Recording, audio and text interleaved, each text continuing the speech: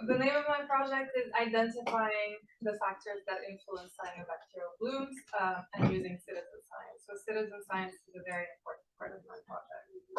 So just a quick outline of what I'm going to talk about today. So first I'll just give a brief definition of what citizen science is, and then I'll talk about cyanobacteria and the factors that influence the cyanobacterial blooms that I told you about.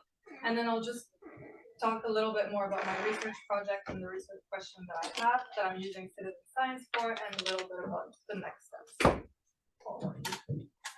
So citizen science is just a form of scientific research that uses regular citizens or members of the general public. So it can cover a wide range of topics. It can go from medicine, psychology, all the way to wildlife observation. And these individuals are not experts, they're just members of the general public. It's usually on a volunteer basis, and they can collect a bunch of data for us. They can collect data in the form of observations, they can collect samples for us, they can fill out surveys, questionnaires.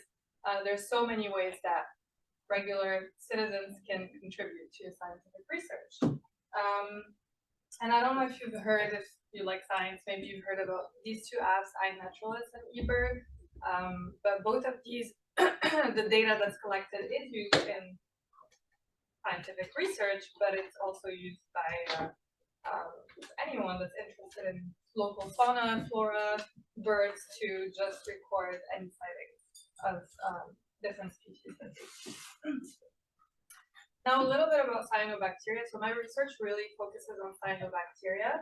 They're a very large group of photoautotrophic bacteria, and they're also some of the oldest organisms on Earth. So one of the oldest fossils that we found has been of cyanobacteria, and it dates back to 3.5 billion years ago. I don't know if you've heard about the Great Oxidation Event, but basically because cyanobacteria perform oxygenic photosynthesis, so the byproduct is oxygen, a long time ago when the atmosphere didn't have a lot of oxygen, this byproduct started accumulating, and then it allowed for basically life as we know it today to evolve. So even today, they still contribute to around 50% of oxygen. We hear a lot about rainforests, the Amazon, but all of the rainforests combined only make up 20% of the oxygen. So cyanobacteria are quite important for them. But, because there's always a but, you've probably heard of cyanobacteria more in terms of algal blooms. So maybe you know them as blue-green algae, even though they're not algae, they're true bacteria. So these cyanobacteria can cause harmful algal blooms, or cyanopaths, as we call them, and these can produce toxins. So they're pretty toxic to the aquatic life, to animals, to humans as well. So there aren't a lot of recorded deaths from cyanobacteria exposure, but you can get rashes, gastrointestinal issues. There's quite a few dogs that die every year from ingesting cyanobacteria. So it is becoming an important, well, it has been and is still an important issue, and that's also because cyanobacterial blooms have been increasing in both frequency and severity, and that's not only in Quebec or in Canada, but all over Europe. And in Quebec, there's quite a few organizations that deal with cyanobacterial blooms. These can be government organizations or programs, NGOs, but despite all of this work that's being done, we're not really seeing a change, and a lot of citizens or people living around lakes are frequently complaining about these cyanobacterial blooms. So, I mean, I understand them. Imagine you retire and buy a little cottage by a lake, and then you can't even use it half the time that you're there because of cyanobacterial blooms. The main causes of these blooms are known, so we know that nutrients really impact the formation of these blooms, specifically nitrogen and phosphorus. And so the main causes are usually either leaky septic tanks or runoff from agricultural or industrial areas. There's also one major part that's being studied more and more now. So the same way that we have microbiomes, such as the gut microbiome, the skin microbiome, and having some microorganism on you or in your gut can make you healthier or not. The same can happen in a lake. So there's a lot more research that's been going on lately about lake microbiome and how this can affect cyanobacterial bloom formation. But unfortunately, this is quite hard to study because we would need to really look at the lake microbiome and how it changes over time. So we would need quite a lot of samples, so high sampling frequency in a lot of different locations to make sure that we get a bloom when it starts, all the way to when it ends, and see the life cycle of the bloom and the microbiome. But because in my research I do have volunteers and I'm using citizen science, I can answer quite a few research questions that require high frequency sampling. So I'm just going to give you an example of one of the research questions that I have for my PhD. So are there any spatial and temporal changes in lake microbial ecology that's associated with the cyanobacterial bloom? So whenever we have spatial or temporal changes, you'd need a lot of sampling sites as well as a lot of samples in time. And this can be a little bit hard to do when you're a researcher. So I'll give you the example of my study. It's located in Macdonald, which is a few hours away from here. And what really makes the type of research that I'm doing unique, because we're using citizen science, so I'm just going to compare what I will be getting compared to what a lot of researchers are getting because they're not using citizen science for their project. So I have high frequency sampling. I have samples every week from the month of May all the way to October. And I have 10 different sampling spots in a lake that's considered quite small. When you look in the literature, a lot of the papers that are published on cyanobacterial blooms will have 1 or 2 samples per year, or they'll have one site, so they will always sample in the same place. So it's really easy to miss information, to miss blooms when you do that, even if you know exactly where you'll have a bloom and you sample everywhere in the same site hoping to catch it. I mean, blooms can happen anywhere in the lake. You can also have blooms moving because of wind, speed, and direction. So it's really easy to miss information, and it doesn't really give us the full picture.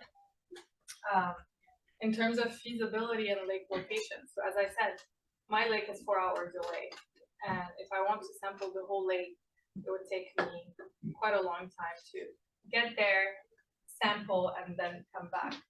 So a lot of the lakes that are studied are nearby, because you can go to the lake, take your sample, get back to the lab, and process your samples. So we have a lot of lakes that are further away, that are less studied.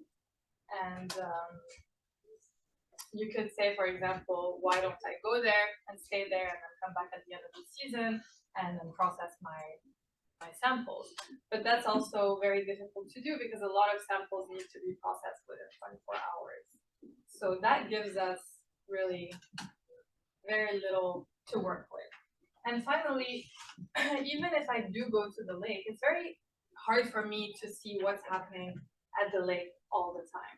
But if I do have volunteers living around the lake, they could give us observations of what's happening even when I'm not there. So the volunteers really become our eyes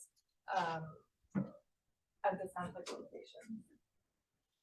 So as I said, my research site for my lake is Lac Drollet. It's a shallow lake in the Eastern Township, and they've had a lot of blooms. Unfortunately, the blooms have been increasing in frequency and in severity the past few years, even though they've had blooms for decades now.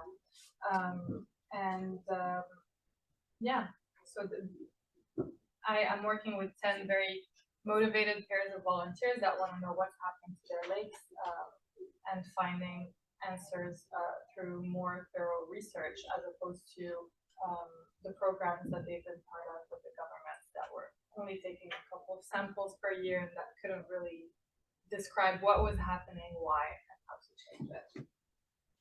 So for my sampling season, for example, the last one in 2022, what happens is that every week our volunteers take a bunch of measurements using a toolkit that we provided for them. So they measure water clarity, the temperature, the pH, and they also fill out a form, a detailed observation form that we will be using as part of our data, and then they send us the samples.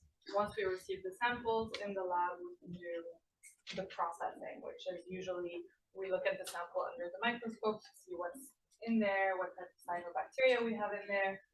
We can do nutrient analysis to see the levels of nutrients, especially nitrogen and phosphorus. We can count the number of microorganisms in there, and then we can do DNA analysis really to see who's there.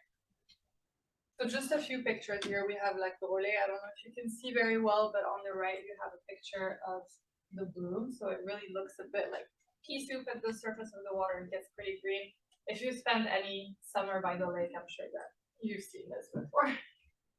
And then this is a picture of our volunteers. So this was right before the sampling season started, where we went out there, gave them the toolkits, gave them a quick little training, which was enough, and then they did everything by themselves, which was quite amazing.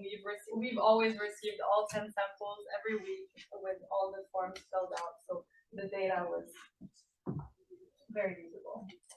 So I don't really have a lot of results to share with you right now. I just wanted to tell you a little bit what's going on with my research so far, but this is just a picture from Google Maps. So you can see the lake is pretty small, but it's not that small. Like you would spend a lot of time trying to sample this lake. So in red, you have the little numbers, and that's my sampling sites. So you can see that we tried having sampling sites all over the lake to make sure that we really don't miss any cyanobacterial blooms or anything happening with the lake.